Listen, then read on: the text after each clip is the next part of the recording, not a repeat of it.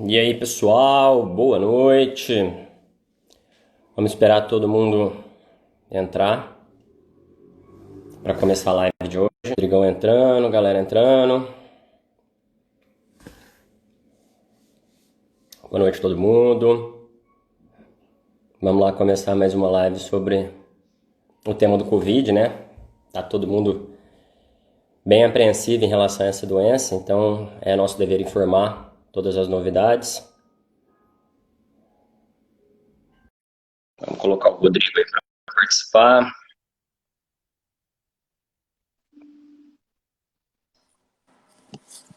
E aí, Rodrigão? Como vai? Tudo bem, cara? Tudo bom? Tudo bom. Então, o Rodrigo, novamente, para apresentar a todos, nós já fizemos uma live junto aí. Rodrigo, ele é formado comigo pela Universidade de Marília, ele se graduou em Medicina e fez especialização em Pneumologia. Hoje em dia ele atende a nível ambulatorial e hospitalar. E ele está na frente dos casos de Covid aí em relação ao atendimento ambulatorial. Hoje, dessa vez, eu convidei ele para bater um papo comigo em relação ao tratamento, porque, primeiro, ele encabeça a parte ambulatorial e eu estou ali no setor hospitalar. E essa semana eu tenho recebido um mundaréu, uma chuva de gente com proposta de tratamento, com remédio milagroso, falando sobre ivermectina, como que toma, altas doses de vitamina C, vitamina D. Então eu achei legal a gente orientar a população em relação a isso, né, cara? Porque está todo mundo se automedicando e isso daí provavelmente vai acabar trazendo inúmeros malefícios para todo mundo. Rodrigão, bem-vindo aí. Obrigado mais uma vez por aceitar o convite, cara. Tamo junto. Boa noite a todos. Eu que agradeço mais uma vez o convite aí. Vamos fazer uma noite aí agradável para explicar para o pessoal o que pode fazer, o que não pode, o que deve fazer e quando fazer, né? Para quem não me conhece, como o Jorge bem falou, a gente formou praticamente junto, porque 3 anos de diferença, 3 anos de diferença quase, né?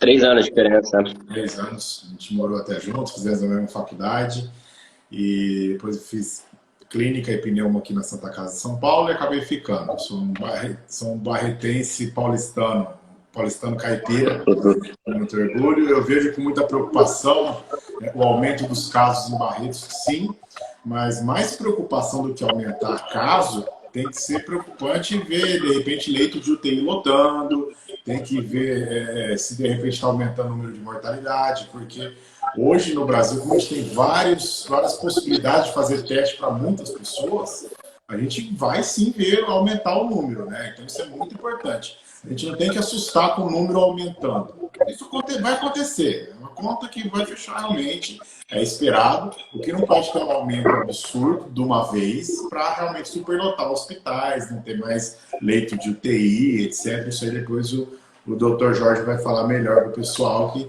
está vendo tudo como estão acontecendo as coisas aí. Mas quando é tratamento, a gente tem visto o seguinte: muitas pessoas querendo fazer automedicação, sem o mínimo. Um grande amigo, pneumologista aí de Franca, pertinho de Barretos, ele fez um vídeo falando sobre o uso da ivermectina, que eu acho que vai ser um dos motivos da nossa conversa de hoje, né? E depois falou sobre o corticoide. Pensa assim, já está difícil para nós médicos sabermos a melhor medicação para o momento mais adequado para o paciente. Já tem essa dificuldade para nós, que fizemos aí 6 anos de medicina, muitas vezes residência, no caso eu fiz mais 4 anos de residência, e aí o leigo quer sair tomando corticoide por conta própria. Saiu um estudo lá que é um estudo muito animador realmente sobre o dexametasona, né? O famoso Decadron. Mas tem os momentos, tem as evidências e tem o que a gente tem que saber que não tem evidência. Fazer prevenção com ivermectina, fazer prevenção mesmo com corticoide, né? Então vai ser bacana esse bate-papo, tentar tirar a dúvida do pessoal para saber o que fazer, quando fazer e que na verdade é procurar o médico, né? E o médico vai avaliar qual que é o melhor tratamento para cada um, sempre individualizando muito. Beleza, Rodrigão. Eu acho que dispensa a introdução do Covid-19. Eu acho que está todo mundo careca de saber o que é a doença Covid-19, via de transmissão. Não é o intuito da nossa live falar sobre isso hoje, né? A ideia era orientar realmente o pessoal sobre quais são os tratamentos realmente eficazes ou não.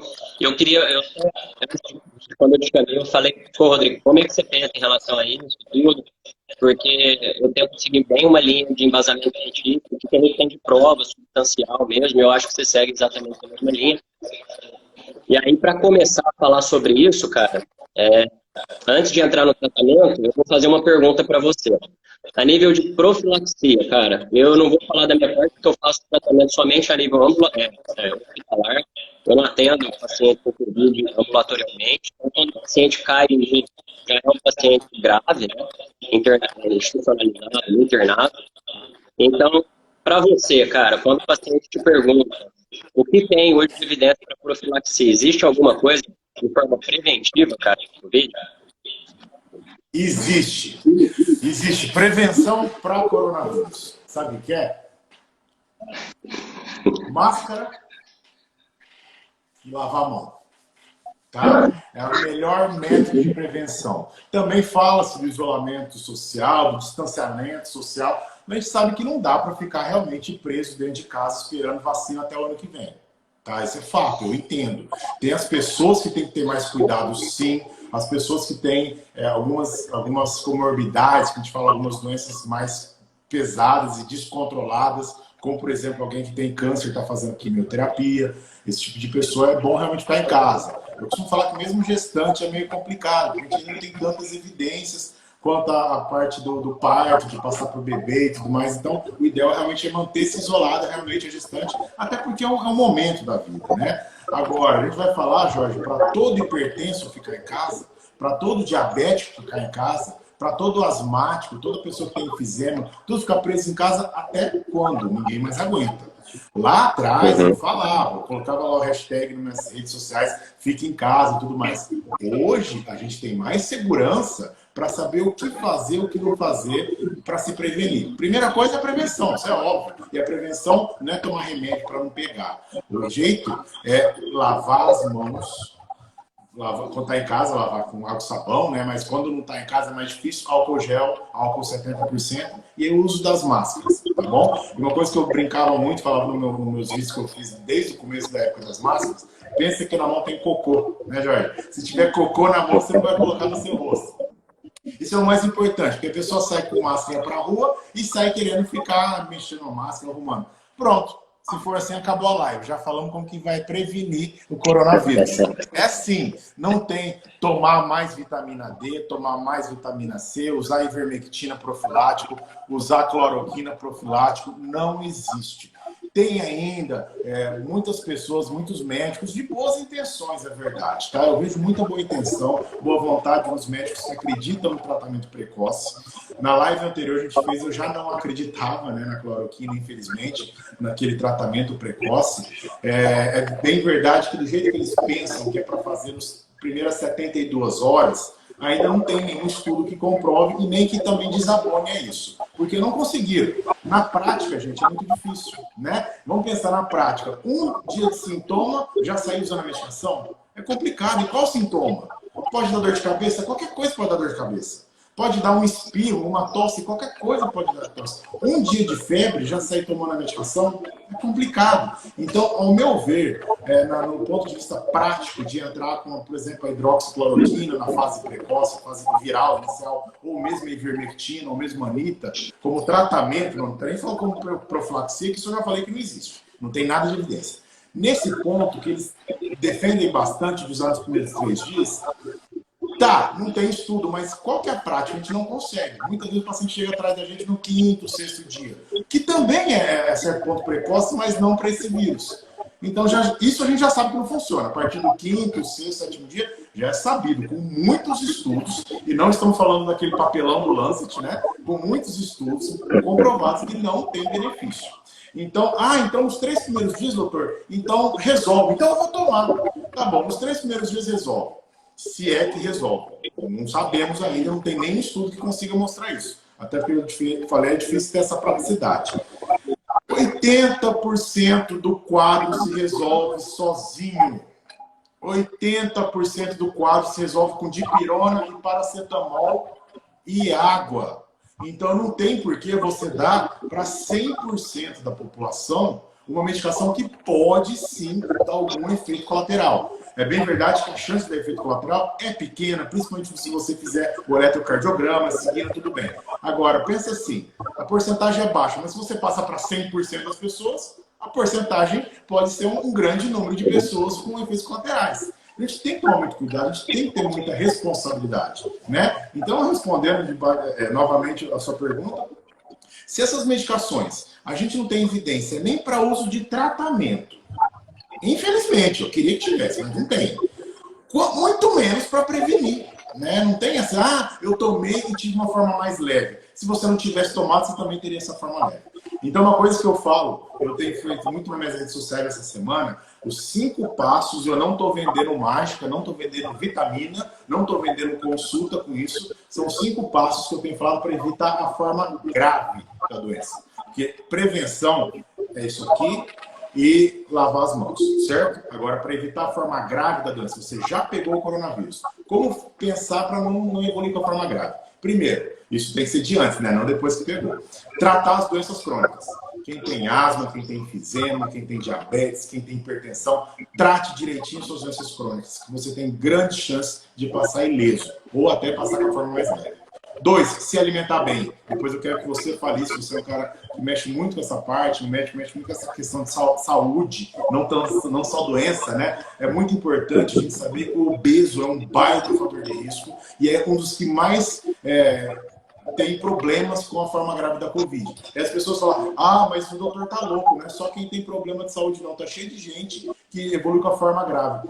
Vai olhar o peso dele. A gente está acostumado a achar que gordinho é normal. Não é não. Obesidade é uma doença, o paciente é todo inflamado, tem grande chance de ficar ruim. E, obviamente, a alimentação saudável entra nessa questão. Então, alimentação saudável balanceada.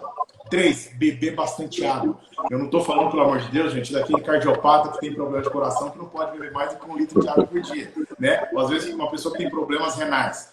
Isso é exceção. A grande maioria das pessoas esquece de beber água. Mulher, principalmente. Então, beber bastante água, você faz todo o equilíbrio do seu organismo, protege os rins, etc. 4, dormir bem.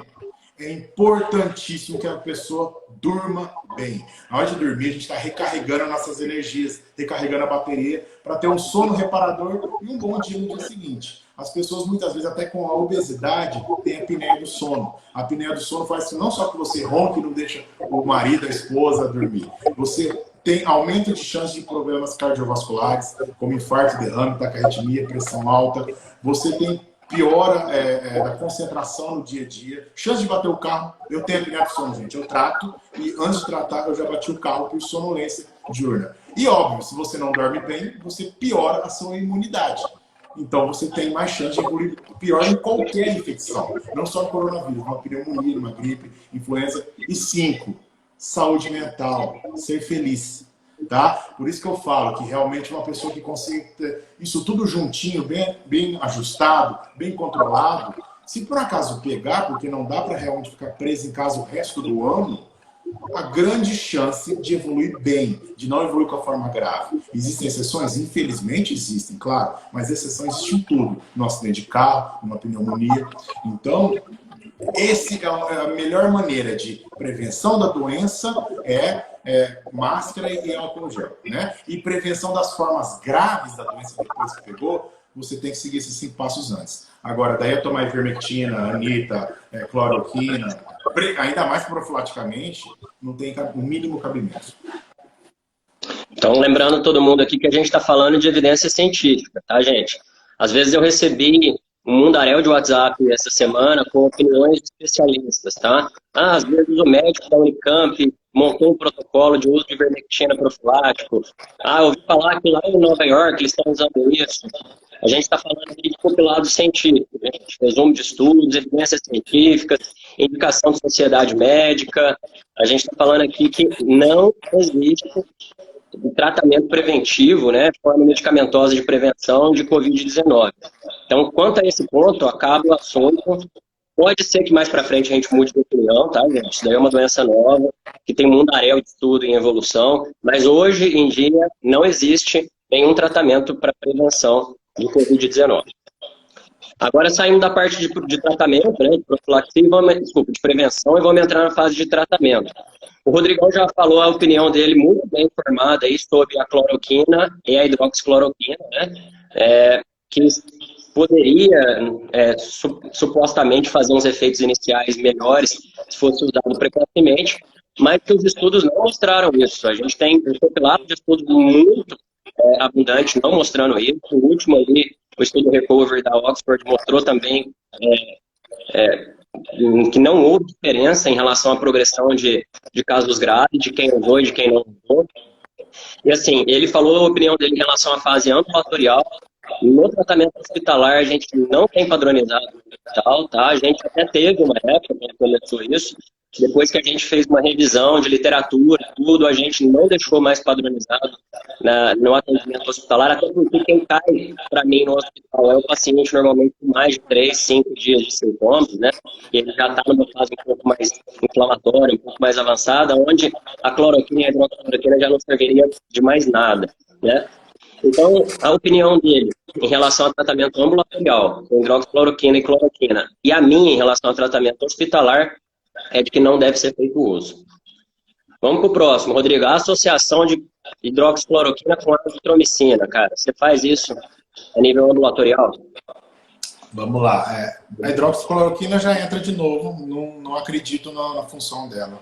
Já acreditei lá atrás, eu já tinha mais esperança lá atrás. Eu em São Paulo, poxa, em março, no início de meio de março, foi quando estourou isso tudo. A gente já começou a ver muitas coisas e a gente animou, tinha muitas pacientes usando realmente. Graças a Deus eu não tive nenhum efeito colateral por conta dela. Mas eu não vi benefício algum, tanto ambulatorialmente, eu entrei sempre antes do 6º dia. Mas, como eu falei, na parte prática, no primeiro, segundo, terceiro dia, você não consegue nem fazer o teste. Já tem essa também, né? O que as equipes dos médicos, repito, bem intencionados. Tem toda uma equipe que acredita no tratamento precoce. Eu não vejo maldade, eu não vejo ego nisso. Eu vejo realmente tentando ajudar. E eu vejo uma esperança que, infelizmente, nesse ponto eu perdi já. Quanto é cloroquina precoce, né? Profilático não, precoce.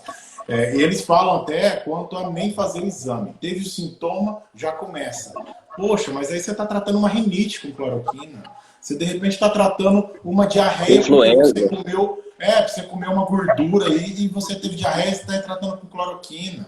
Né? Você está tratando, de repente, um resfriado por rinovírus com cloroquina. Uma hora vai começar a ficar ruim isso aí. Vai começar a dar mais efeito colateral. E aí, não só a cloroquina, como entra um monte de coisa, inclusive antibiótico. E aí depois, se for o caso, às vezes o pessoal acaba entrando com um anticoagulante, corticóide. Mas aí, uma hora vai acabar melhorando mesmo. E não foi por causa da cloroquina lá atrás. Então, isso eu verificava. Ela não mudou nenhum desfecho no meu pequeno N, no meu pequeno número de pacientes, tanto ambulatorialmente quanto no hospital. Se eu tinha que depois entrar com corticóide, com antibiótico, não mudou nada. Tive que até que internar a paciente por falta de melhora. Então, já comecei a ver que não tinha melhora. E aí, comecei a filtrar. É bem verdade, a gente tem muita politização, infelizmente. Né? Então, politizar a medicação, sim, é bem verdade isso. Eu até fiz aquele estudo porco do Lancet, mas tem outros estudos muito bons e que a gente consegue filtrar, né, Jorge? Isso é tão difícil para a gente ter que filtrar o que é estudo bom e o que não é, né? A gente tem que ler o estudo inteiro, não é só o abstract. Então, isso gasta um tempo do caramba. E aí a gente foi vendo que, poxa, não, pera lá, não tem resposta, não tem evidência. E, ao mesmo tempo, a gente foi vendo outras coisas funcionando muito bem. Você vai falar depois, eu quero que você fale isso, que você tem um serviço hospitalar muito bacana, de extrema qualidade no São Jorge, e com muitas vidas salvas já, e aqui também no São Luís.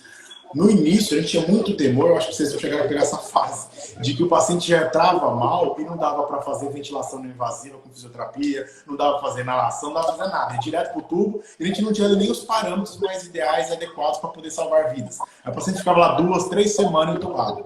Hoje, a gente sabe sim que a ventilação não invasiva, que é a fisioterapia que faz um exercício de jogar o ar com mais força para tentar melhorar a ventilação pulmonar.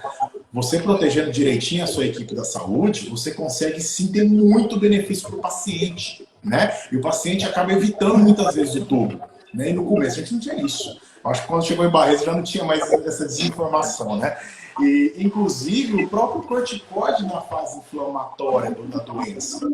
O paciente já chegava com tantos dias de sintomas, a gente faz uma conta básica de entre o quinto e sétimo dia, a depender dos sintomas, das queixas, das imagens tomográficas, já poderia entrar com essa medicação.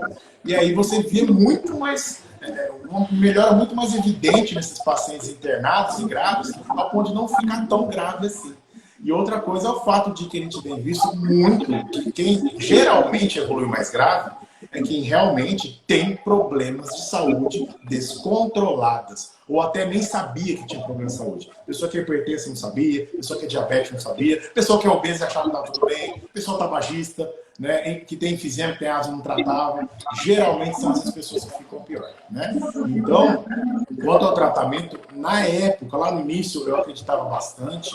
E a gente foi vendo que, além de não funcionar, a gente não precisa mais estar desesperado como estava bem no início. A gente já está entrando no 4º mês de pandemia, com ótimos resultados de outros tipos de tratamento.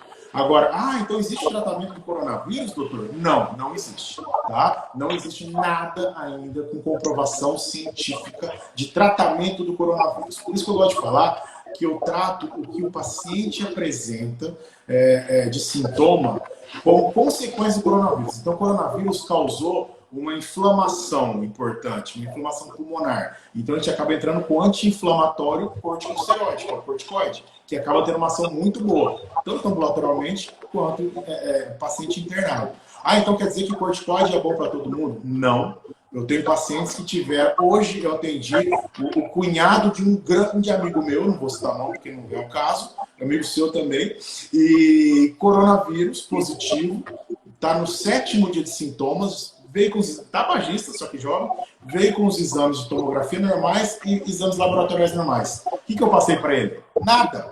Dipirona, paracetamol e água. E vamos observando, porque você sabe que até o 14º a gente pode ter alguma complicação. Mas o paciente já está no 7º dia e não passei nada para ele. Poxa, o paciente pagou uma consulta particular e você não deu nada para ele? Ninguém é obrigado a dar nada. Você tem que dar o que o paciente precisa, né? Então, a azitromicina é um belo antibiótico que tem que ser passado quando você tem uma infecção bacteriana. Entra mais uma vez aquele negócio de dar precocemente. Se você vai dar azitromicina para o vírus, não tem cabimento. E você só vai aumentar a resistência antibacteriana dele. Então, você vai dar o antibiótico quando o paciente evoluiu, sim, com a pneumonia bacteriana. Se ele está, de repente, naquela fase de pneumonia viral, você está conseguindo avaliar o paciente, verificar que ele não tem sintomas clássicos de infecção bacteriana, isso só o médico, gente. Repito, para o médico é difícil, imagina para quem não é médico. O médico vai achar o momento de dar o corticoide para o paciente, o médico vai achar o momento de dar o antibiótico para o paciente, o médico vai achar o momento de ver se é o caso de dar também algum anticoagulante ou até internar o paciente. O que não pode é as pessoas saírem falando: o Decadron foi liberado lá, é bom, e é barato, eu vou comprar. Seja o cloroquina, azitromicina, qualquer outro está na moda, agora ivermectina. Não. Procure um médico de confiança, tá? E veja qual vai ser o melhor tratamento para você. A gente nunca individualizou tanto o tratamento que nem hoje em dia. Eu tenho famílias que eu tenho atendido, porque a família passa um para o outro, são tudo compactantes, e cada um fez um tratamento diferente. Tem paciente que eu dei antibiótico, não dei corticoide. Tem paciente que eu dei corticoide, não dei antibiótico. Tem paciente que eu dei os dois. Tá? O mais importante é saber que não é para ninguém sair desesperado. Nem para farmácia, nem brigando com o médico para tomar o remédio que quer. Você tem que procurar um médico, sim, que tenha confiança. Quando apresentar os sintomas, tem que sim procurar um médico, não é ficar esperando. Não, sintoma leve é sintoma leve. Todo mundo já sabe que é sintoma leve. Mas um sintoma que não melhora depois de 5 dias, mesmo que seja leve, não está melhorando depois de 5 dias, ou teve realmente um contato sabido com alguém que tenha o coronavírus e você tem problemas de saúde, vale a pena dar uma olhada, fazer o exame ou não, isso vai depender do médico. Mas quanto a tratamento, isso eu tenho que deixar muito claro, não existe nenhuma evidência científica de tratamento específico para coronavírus. Então, o que o Dr. Rodrigo faz? Quando o Dr. Rodrigo vê que o coronavírus causou a infecção bacteriana secundária, do antibiótico. Quando causou uma inflamação pulmonar importante, do corticoide. Né? Se tem algum problema de anticoagulação importante, a gente vai ver se é o caso de tratar, seja internado ou não, mas cada caso é muito bem definido e individualizado. Bom, então a gente riscou da lista cloroquina e hidroxicloroquina. Antigamente, tinha-se a ideia de fazer a associação da hidroxicloroquina com a azitromicina, pensando no efeito imunomodulador dos macrolídeos, né? Até para poder ajudar nessa fase infecciosa inicial. Não foi comprovado isso daí, então não tem evidência de usar a azitromicina pensando nesse efeito modulador, e ela não ajuda em nada na evolução contra o coronavírus, né? Ela é um antibiótico, né, dos macrolídeos, e deve ser usado quando tem uma infecção bacteriana sobreposta. Isso deve ser avaliado por um médico. Então, a azitromicina a gente vai riscar também da fase do tratamento, tá, gente? A terceira pergunta minha, o Rodrigo já adiantou, seria o corticoide. Então, o corticosteroide, pessoal, é para tratar a fase inflamatória, né? A consequência da infecção viral que está causando com a gente. E aí a inflamação, para algumas pessoas, acaba sendo meio desastrosa. E para essas pessoas, o corticosteroide estaria muito bem indicado para conter um pouco o excesso inflamatório causado pela infecção. E quem deve avaliar isso é o médico. A gente sabe que o corticoide está bem indicado para manifestações graves da doença, com necessidade de oxigenoterapia suplementar, ou pacientes que têm condições crônicas que necessitem do uso de corticoide, por exemplo, asma, DPOC, que poderiam entrar nessas indicações. Quem tem que avaliar isso é o médico, gente. Para casos leves, não se está indicado o uso de corticoide. Então, eu comecei a sentir sintomas, eu tomo dexametasona? Não, tá? Não se deve usar corticoide para caso leve, ainda mais a dexametasona, que é um corticoide de alta potência, que vai acabar inibindo o teu efeito do cortisol e trazendo efeitos colaterais, aí, principalmente para pacientes com resistência insulínica, diabéticos. Então, não se deve usar corticosteroide de forma rotineira, apenas para pacientes que necessitem disso e deve ser indicado por médico, né? A quarta classe de droga que eu iria perguntar seria a heparina, né? Em relação ao tratamento do hospital, nós temos um protocolo para o uso de heparina. A gente adotou baseado em relação ao delímero, né? Pacientes que têm um alto risco ali de coagulação, de coagulação intravascular disseminada, alto risco de formação de trombos. A gente acaba usando doses diferentes de heparina. Isso deve ser avaliado por médico, em ambiente hospitalar, tá, gente? Eu não sei se o Rodrigo está manejando isso em ambiente ambulatorial, né? Mas eu acabo usando em ambiente hospitalar porque, novamente eu digo, meus pacientes eles já são graves, né? Quando interna no hospital, já são pacientes com manifestações um pouco mais graves da doença. Então, no meu ambiente hospitalar, acaba sendo um uso mais rotineiro da heparina. Você costuma usar isso em ambiente ambulatorial, Rodrigo? Graças a Deus não é todo mundo que evolui com essa parte de distúrbio de coagulabilidade, né? Menos mal. Mas realmente a gente tem visto que tem tido muito embolia pulmonar e muita trombose. Atualmente, eu passei visita ontem, anteontem no hospital, dos nossos pacientes que a gente passou visita, tinha uns 3 com embolia pulmonar por Covid. E ambulatorialmente eu estou acompanhando 2 com embolia pulmonar e 1 com trombose da perna, trombose venosa profunda, que foi pós-alta, tá? E aí pedi exame e deu, e alguns conseguiram tratar em casa, né? Existe a possibilidade de você fazer um tratamento de embolia pulmonar ambulatorialmente, aí são os anticoagulantes orais, né? Ainda não temos também evidência científica com estudos publicados quanto à necessidade ou não da prevenção desses fatores de coagulação, porque a gente vê o dedímero, como você bem disse, muito aumentado em alguns casos. Será que é para dar para todo mundo? Isso é uma discussão assim, infindável, muito complicada realmente.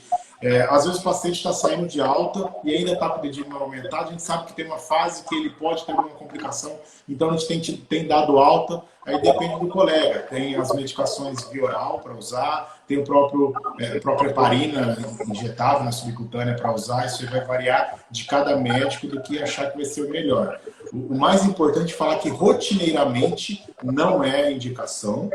Esses dias, não, faz uns 2 meses, eu peguei um paciente que foi dos que eu não dei nada de remédio. Eu dei dipirona e paracetamol para ele que tinha um quadro leve. Eu juro por Deus, ele chegou aqui com um PCR positivo para coronavírus e 2 dias de sintomas.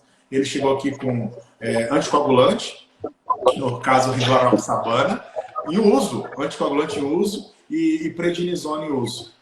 Falei, meu Deus, só quem te deu? Ah, fulana de tal é parente e é auxiliar de enfermagem e tal. Gente, cada profissão da saúde tem a sua extrema importância. E já falou até da fisioterapia, equipe de enfermagem para esses pacientes internados tem importância assim, absurda, gigantesca, e o médico também. Agora, cada um com a sua importância, com a sua indicação. Repito, para nós médicos Então, é difícil de saber qual vai ser a melhor medicação a ser usada.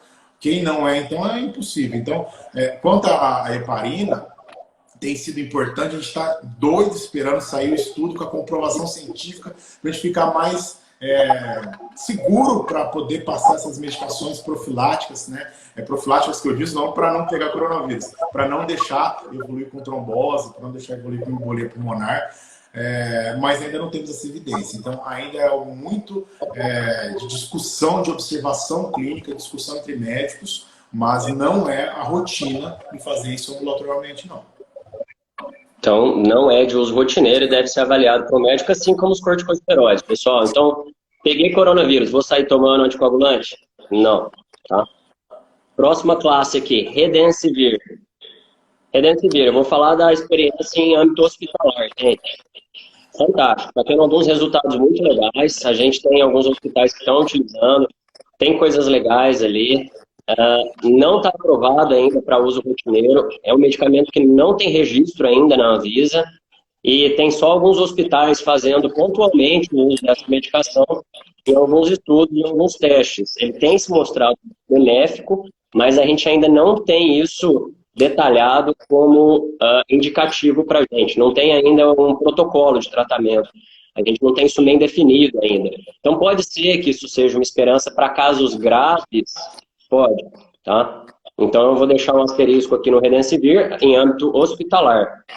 Âmbito ambulatorial, eu acho que não tem evidência, né, Rodrigo? Não tem nem evidência, é uma medicação carésima.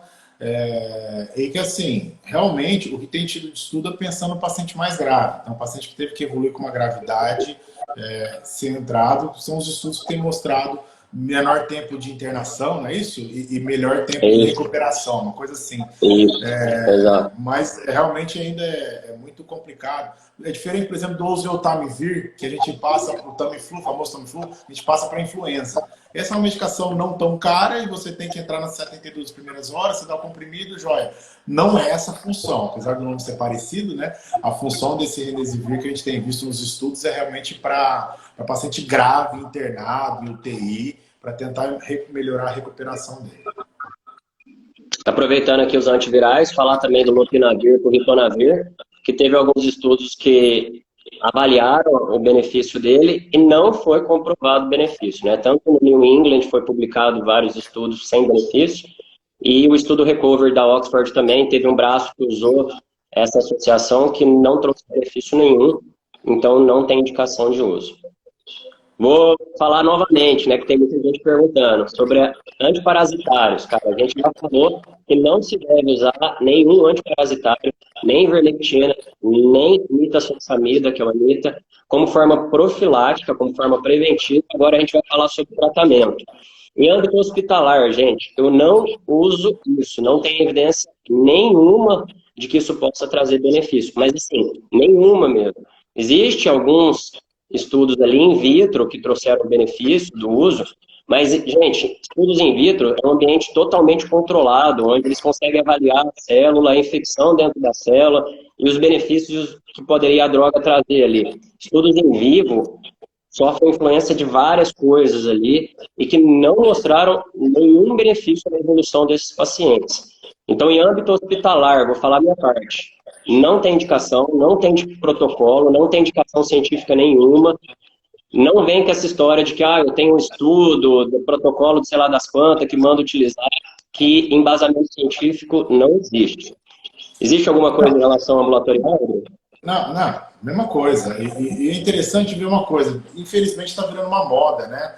O pessoal ainda fica tentando a cloroquina, não entendo nem porque tem tanto estudo ainda. Se fosse fazer algum, como eu falei, lá nas primeiras 72 horas, mas que ninguém consegue fazer um estudo desse tipo, vá lá, mas não tem. E ainda assim tem vários estudos da hidroxicloroquina, tudo bem, depois de 5, 7 dias e tal, mas tem.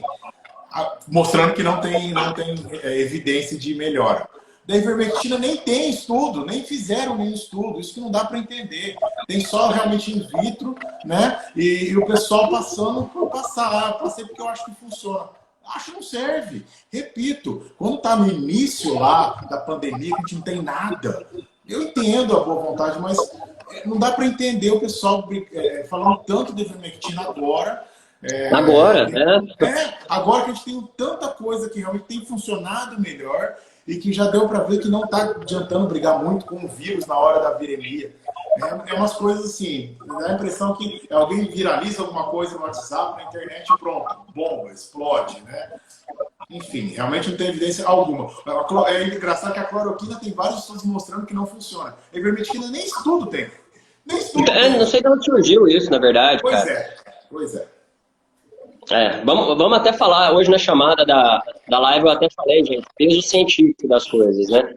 Falam que às vezes eu recebi um estudo, uma opinião de uma médica, tudo. Gente, opinião de médico isolado é um peso científico zero, tá?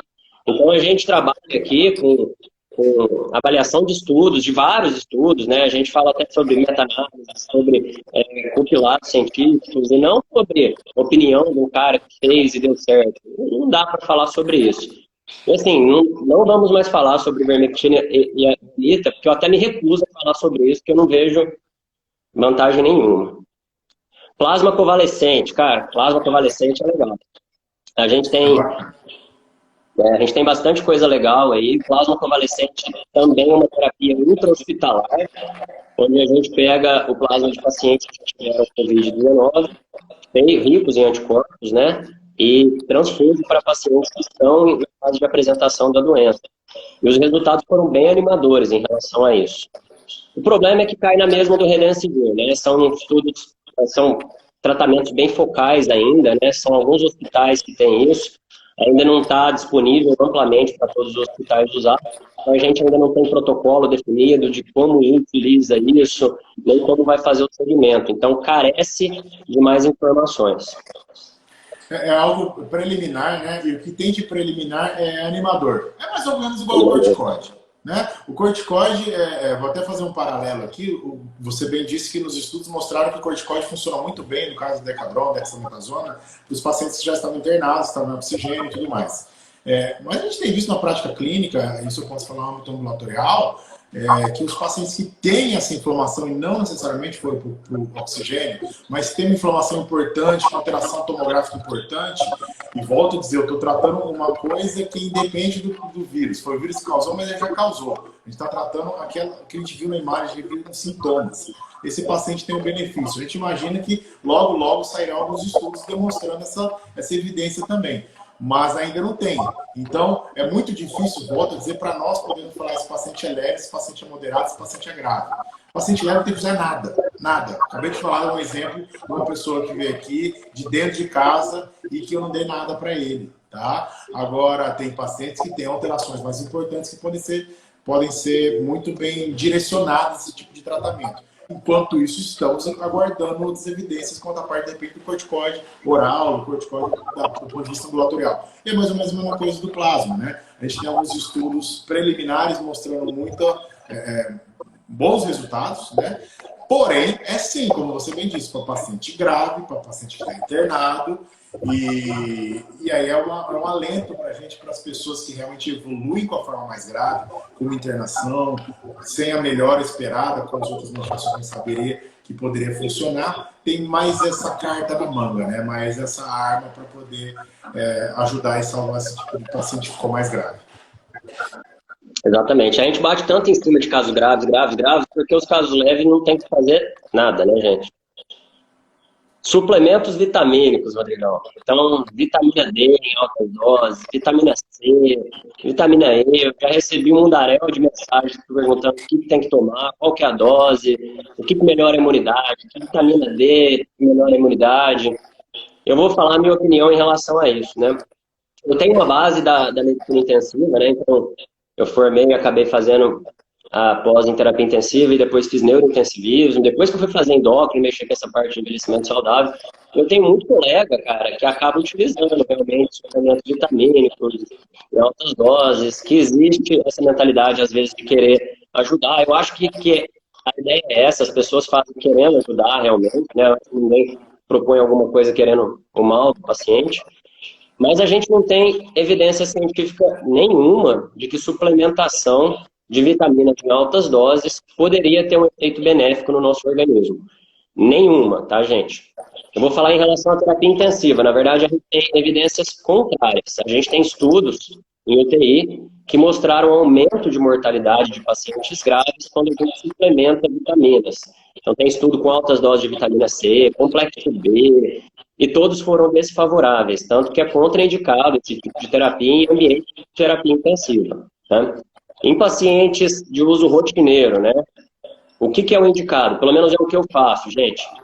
O ideal é que você obtenha essas fontes de vitaminas, minerais, zinco, selênio, esses minerais relacionados à imunidade, da alimentação, tá? Então, alimentar-se bem, comer frutas, verduras, vegetais, porções de N coisa, grãos integrais, fonte de ômega 3, isso daí vai trazer realmente um benefício para o organismo do ponto de vista nutricional necessário para que ele viva bem. A gente sabe que essas vitaminas e esses minerais, quando adquiridos de forma nutricional, são muito mais benéficos do que quando adquiridos de forma suplementar. Então, a gente indica a suplementação... Deixa eu acabar a bateria. A gente indica a suplementação em pacientes que têm hipovitaminose, pacientes com indicação, né? Então, por exemplo, o paciente que chega no meu consultório e ele tem uma hipovitaminose B, estaria indicada a suplementação para melhorar os níveis de vitamina D do paciente? Sim. Se o paciente tem, por exemplo, na avaliação, zinco, magnésio baixo, cálcio baixo, estaria indicada, às vezes, a suplementação nesse paciente? Estaria, né? O que adianta eu suplementar vitaminas e minerais num paciente que tem níveis ótimos de vitaminas e minerais? Vai arrecadar um aumento do gasto para esse paciente, é necessário, porque ele vai fazer xixi caro, na verdade. O seu organismo, ele entra em homeostase, gente, então ele não vai deixar esse excesso de zinco, esse excesso de selênio ficar no seu organismo. Ele simplesmente vai liberar isso na urina e toda aquela suplementação necessária que você tomou vai acabar indo para o xixi. Então você vai fazer xixi caro mesmo. Tá? Fora o risco de algumas vitaminas que são consideradas lipossolúveis, elas acabam acumulando no tecido adiposo, sofrer intoxicação. Então, a vitamina A, D, E e K, que são as vitaminas lipossolúveis, quando suplementadas de forma incorreta, elas podem fazer hipervitaminose e trazer consequências sérias com hipervitaminose.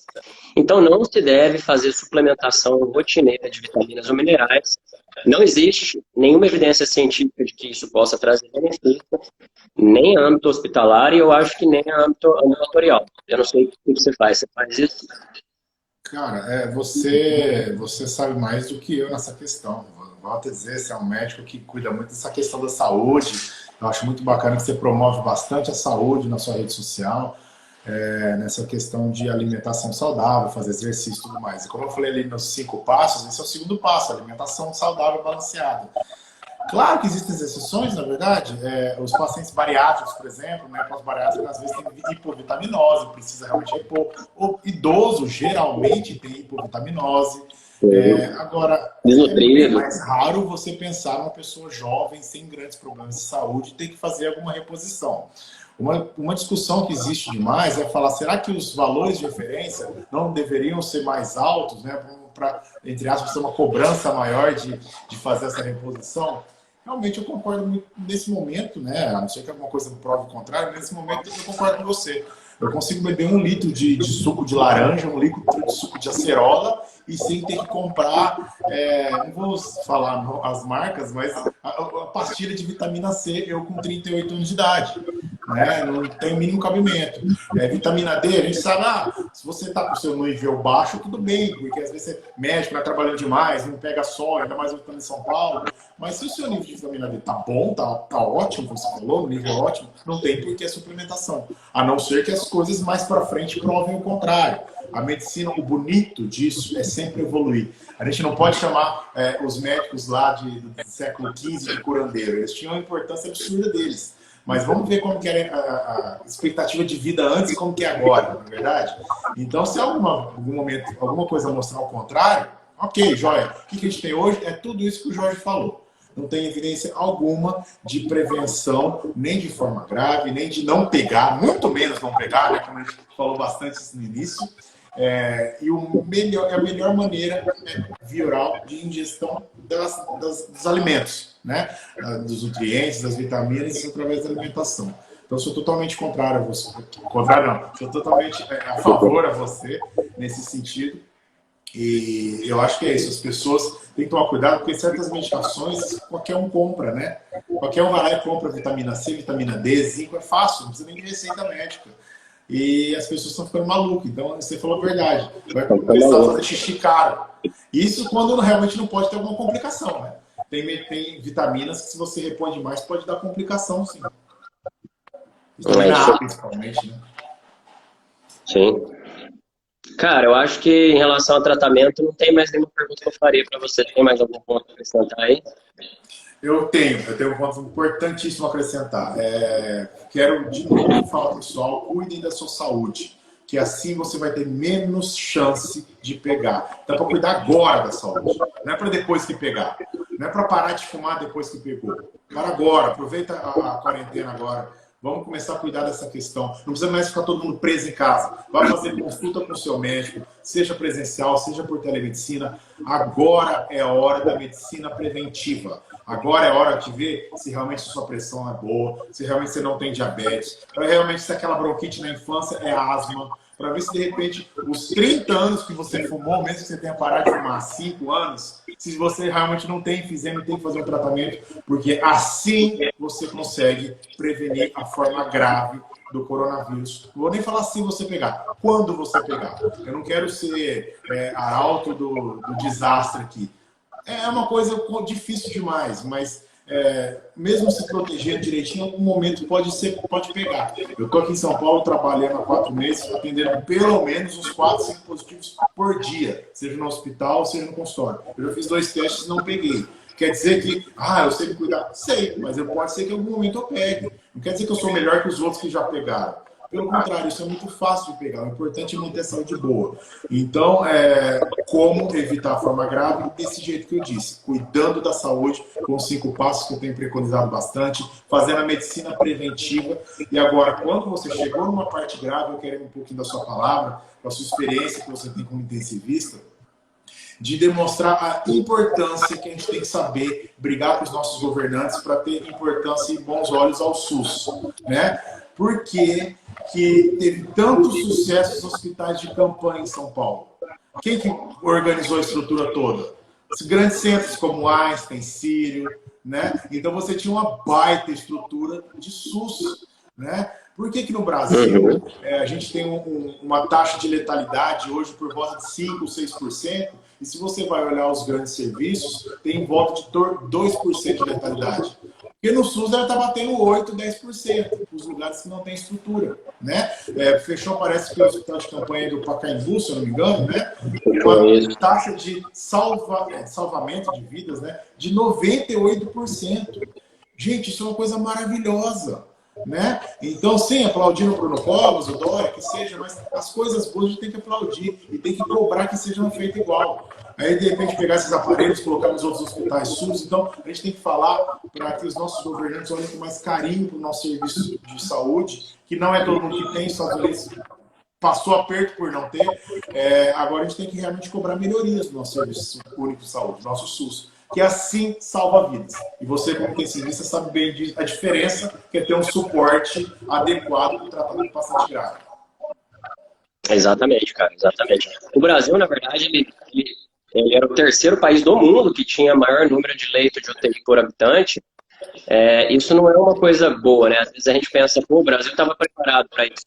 É que, na verdade, esses países do primeiro mundo, eles trabalham tanto a forma preventiva, né, que não deixam o paciente precisar realmente da UTI. E o nosso paciente, ele acabava precisando mais da UTI, então a gente tinha essa disponibilidade maior de leitos de UTI por habitante. O problema é que ela era muito mal concentrada. As UTIs, elas eram concentradas aqui no Brasil nos grandes centros, né, nas capitais, e no interior do estado era muito carente de leitos de UTI. Estado de São Paulo ainda não, né? Porque o estado de São Paulo é um caso à parte. Mas o restante do Brasil é muito carente em relação ao tratamento. Isso daí ajudou muito, né? O povo brasileiro é muito unido, né? A preconizar, a organizar o tratamento. Isso foi bem interessante de acompanhar aqui no Brasil, né? Cara, eu acho que é isso. A live, eu tinha te convidado, na verdade, só para a gente orientar todo mundo em relação ao tratamento, para não estender muito, né? Não, eu vou apanhar na Ludmilla daqui a pouco, eu não fico em casa, cara. Aí eu preciso ficar mais em casa. E em outra oportunidade eu te chamo aí, se surgirem temas novos. Obrigado novamente por ter participado, cara. É sempre uma honra ter você presente aí nas lives. E espero que surjam outras oportunidades. Obrigadão, Rodrigo. Cara, eu que agradeço mais uma vez, a honra é minha. É muito bacana ver o ótimo médico que você se tornou, né? Elogiado por papas aqui de São Paulo, quero até deixar isso bem claro, médicos extremamente competentes no seu trabalho, né? Então é muito legal ver que Barretos está muito bem servido, né? E agradeço as suas palavras também, é bacana a gente fazer parte dessa nova geração aí, para continuar ajudando a população da melhor maneira possível. Tá bom? Obrigado pelo convite. Boa noite a todos. Cuidem-se. Valeu, Rodrigão. Até mais, pessoal. Até a próxima.